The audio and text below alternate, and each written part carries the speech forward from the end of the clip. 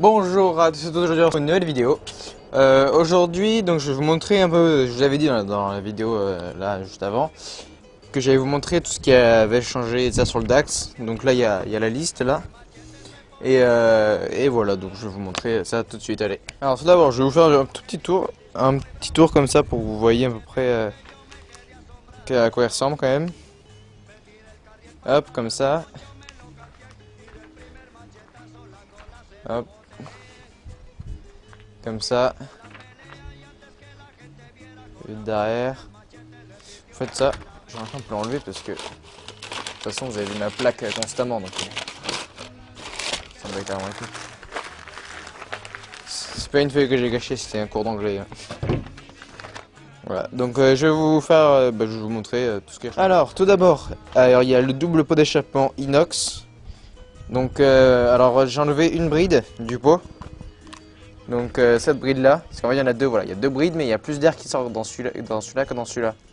Et comme j'ai mis 15 jours à enlever la bride de celui-là, et ben je me suis dit j'essaye pas d'enlever l'autre quoi. Et ben je vous montrerai tout à l'heure le bruit. Donc voilà, donc c'est une double ligne, voilà, donc vous voyez, comme ça. Attendez. Hop, comme ça, double ligne. Voilà. Donc c'est comme ça, double ligne. Voilà, donc alors la double ligne là que c'est fait. Et, il y a le filtre à air court, donc c'est un cornet.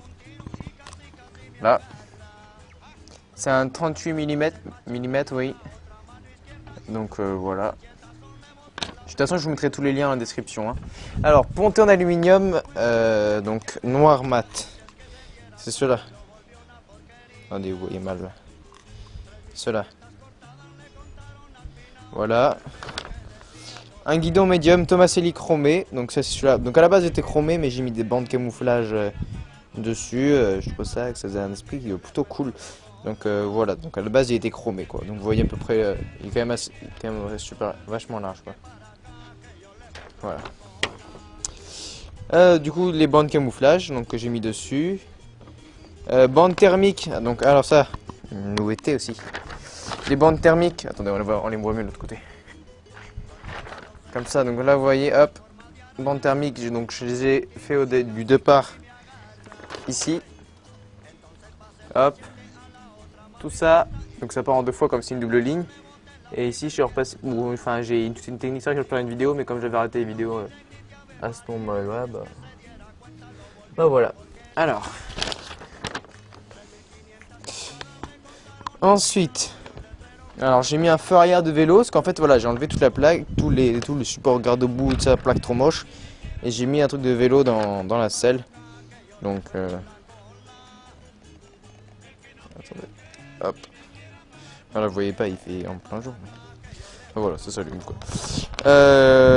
Alors une lampe aussi j'ai mis à l'avant, parce que le phare on voit rien, il est tout tordu et tout ça.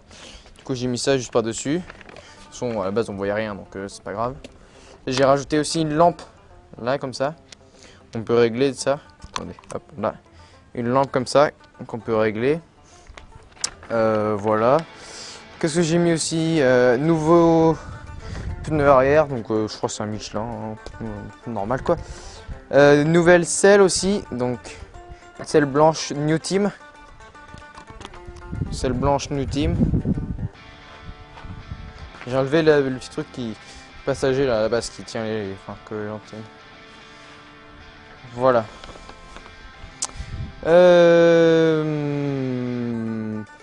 Un nouveau rétro, bon ça c'est rien de plus normal. Coucou. Voilà. Alors niveau support de plaque fait maison. Alors je vous explique un peu. Vous savez très bien que mon DAX c'est un peu blédard. Donc là il y a la plaque. À la base il y avait un garde-boue donc qui faisait genre comme ça ou une guêpe. Comme ça. Ici, à la base, je l'avais mis là. Et après, on voyait tout le truc en dessous, tout ce qui était trop moche et tout ça. Du coup, ce que j'ai fait, c'est que j'ai pris... Alors, comme j'ai changé de selle, il y avait le support pour la selle amovible comme ça que j'ai pris. Regardez bien. J'ai installé là. Je sais pas si vous voyez bien. Là, j'ai installé la plaque dessus. Et voilà. Du coup, la plaque, elle est en dessous. Donc voilà, donc c'est pas compliqué à faire quoi. Et un joint d'étanchéité pour le pot. Donc en cuivre en fait, parce qu'à la base il vous donne pas de joint pour éviter les appels d'air et de ça. Et du coup j'en ai mis un en cuivre là en bas. Et voilà, c'est à peu près tout, hein. Ah, donc je vais vous faire écouter le bruit, donc c'est parti, allez. Alors. Ah ouais, le bras oscillant fait un bruit bizarre. Hop. Par contre, de marquer au kick, hein.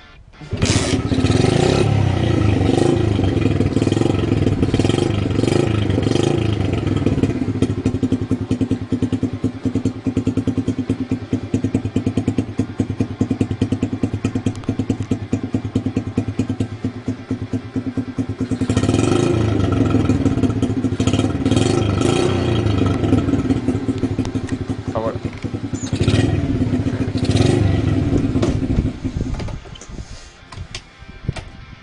Voilà.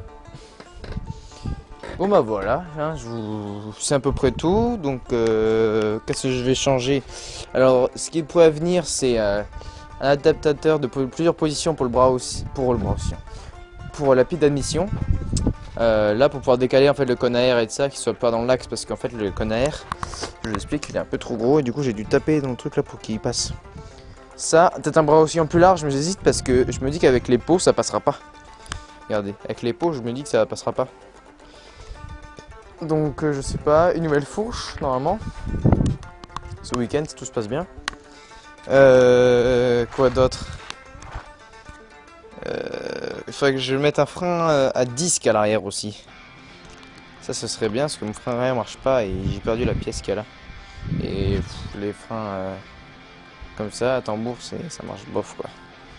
Donc voilà, du coup si je mets un bras aussi en plus large, je prends une roue plus large. C'est le but en fait. Un garde-boue, il faudrait que je change aussi ce qui est un peu tordu du coup. Qu'est-ce qu'il faudrait que je mette d'autre aussi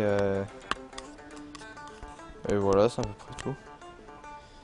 Donc voilà, donc je vous dis à plus pour une prochaine vidéo. J'espère que ça vous aura aidé si vous voulez prendre des nouvelles pièces sur votre moto ou un truc comme ça. Donc voilà, je vous dis à plus pour une prochaine vidéo. Tous les liens sont dans la description, n'oubliez pas. Je vous dis à plus pour une prochaine vidéo.